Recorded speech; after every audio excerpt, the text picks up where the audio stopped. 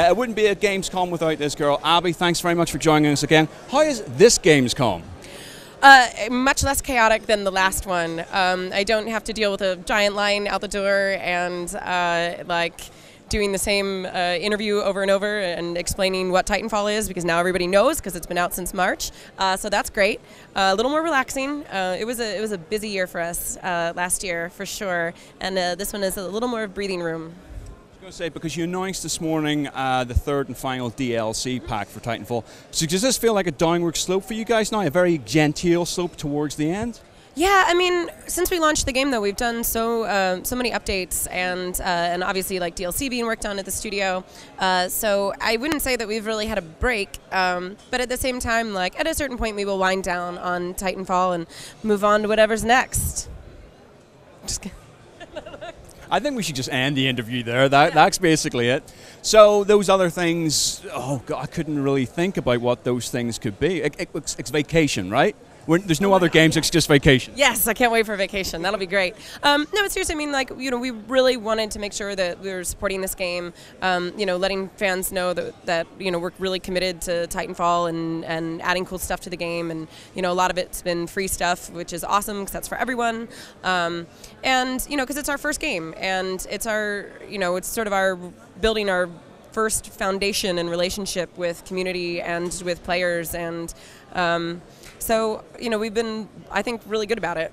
IMC Rising is the third and final DLC pack for Titanfall. Tell us about it. What's included? So what's included are three new maps, Sand Trap, Zone 18, and Backwater. And I swear that is a joke on the way that I say water. It's not, but now I realize that I'm going to have to say it a lot in interviews, and that's like the only word that I have an accent when I say, so that's comical.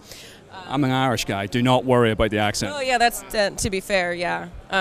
Philadelphia for me. But they're really cool. We've been playing them a lot at the office, and I love the way that the design team has, like, I love the way that they think about the movement in the game and how to do cool stuff in maps to support that. And I think people will really have fun with these. I really should have asked you this, actually, the first interview we did at launch. So we're reflecting back now, but in terms of scaling and designing the maps for multiple game modes, I mean, is that a real headache to try and offer that sort of scope and that variety? I mean, right now, all the different game modes are playable on all the different maps, and I think obviously there's some game modes that work better on certain maps than other ones.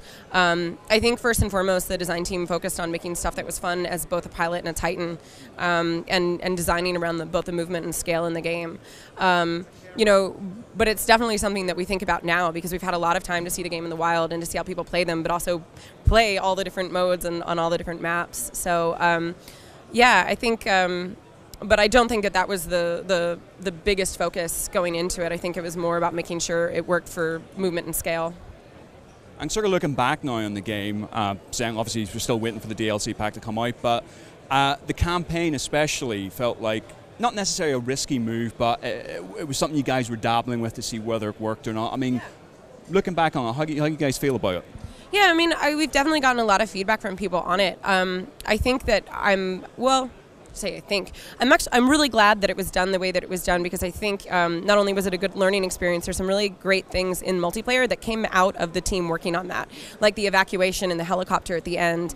And I don't think Titanfall would, and the just specifically multiplayer component, I mean, not that it's not all multiplayer, but the more traditional multiplayer stuff would have been the same without all the experimentation and work that the team did trying to bring narrative, trying to bring more scripted stuff into the game. It's kind of like why it's so visually fun to watch, too. There's all this stuff that's like, yeah, you want to put in those like sort of set piece moments and the stuff that feels like way more scripted, but you can't just stop down and say like, hey, player, look over here at this thing. You know, and I think that they did a really cool job of integrating a lot of that stuff, and it'll be interesting to see what we do in the future. That future thing again. It feels... I mean, look, yes, I'm going to be coy about, you know, what exactly we're going to be working on, but at the same time, you know, like, we made this game because we want to make more games. You know, like it would be a tremendous failure if we were all of a sudden, and we're never making another game again. Enjoy Titanfall, have fun. So good night and good luck. Yeah. Bye, see ya. So you know, obviously we want to keep making games, and unfortunately, you know, they don't let me pre-announce things. And as I said, like we are still working on content and updates, and you know, we're still working on Titanfall all these months later. So. We're not dead yet. Just Nice. Don't put the yet on at the end there. That sounds worrying. No, not at all. In fact, we've been so thrilled by the success of the game. It's sold well. It's the response has been fantastic. The cool, like, we still have fans that are working on like awesome cosplay. People still send us videos.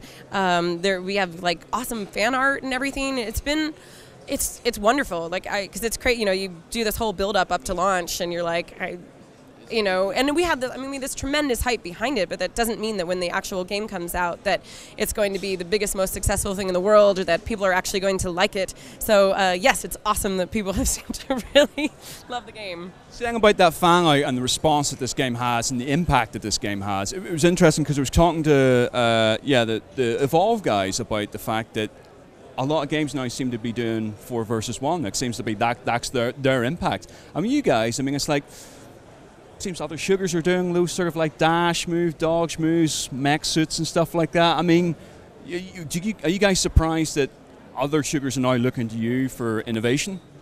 I think it would be silly if companies didn't look at what other companies are doing and try to learn and try to see what their competitors or other games that they're excited about are doing. I mean, it seems like a natural thing for people who work in games and love games and want to play games. So, I think that's something that everybody does, and for other genres as well. We're talking about the success of Titanfall. Obviously, you guys released it on PC as well as Xbox One. How have you guys found those two different audiences, and is there things you've maybe learned on PC for console or vice versa? Well, sure. I mean, it's when you're working on console, it's a consistent experience. Your Xbox is the same as my Xbox. If we're playing on PC, my PC is not necessarily the same as your PC, but there's also different, needs for PC gamers for support-wise.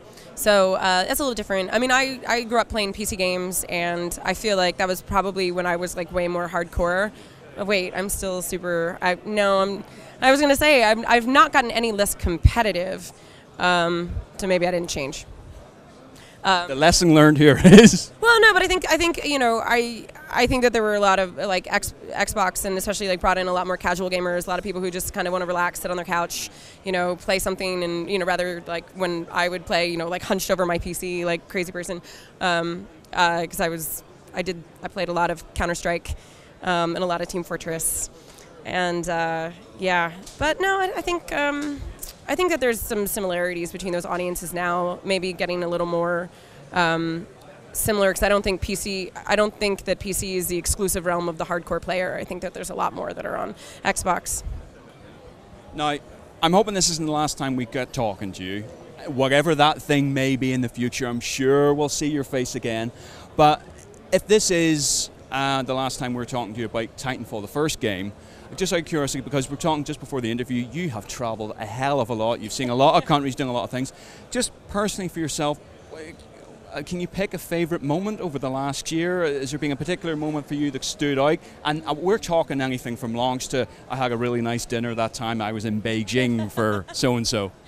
I mean, I like to travel. I wish I got to spend more time in the places that I go. I'm usually there for like a day or two and working at a convention the whole time and everything. But no, the moment for me was really that first E3 when we announced, because it was like, I love it because it's in Los Angeles. Our entire team was there. We all took a big group photo in front of the Titan. I totally teared up when they announced the game at the press conference. But it was like just this really cool experience of like, hey, here's this amazing group of people that have been working together really hard on this thing that none of us could talk about for, like 3.5 something years at that point. And maybe not, yeah, whatever. I'm not going to do the math right here. And just to be able to sort of like all share in that moment and have it be somewhere where like everybody was really incredible. It was like kind of crazy, cathartic, really special thing. And like, Miyamoto came to our demo and Steven Spielberg, and it was just like, and there was all this like excitement and hype, but everybody was there to experience it. And I think that was really awesome. And once that final third DLC comes out, are you guys going to party? Are you guys going to relax? Probably not. Yeah, no, we might. Like, I definitely, would like to take a vacation at that point. But I think we're always thinking about games. So relax maybe is a strong word. I don't know. Listen, as always, a pleasure. Thanks very much. Oh yeah, absolutely, anytime.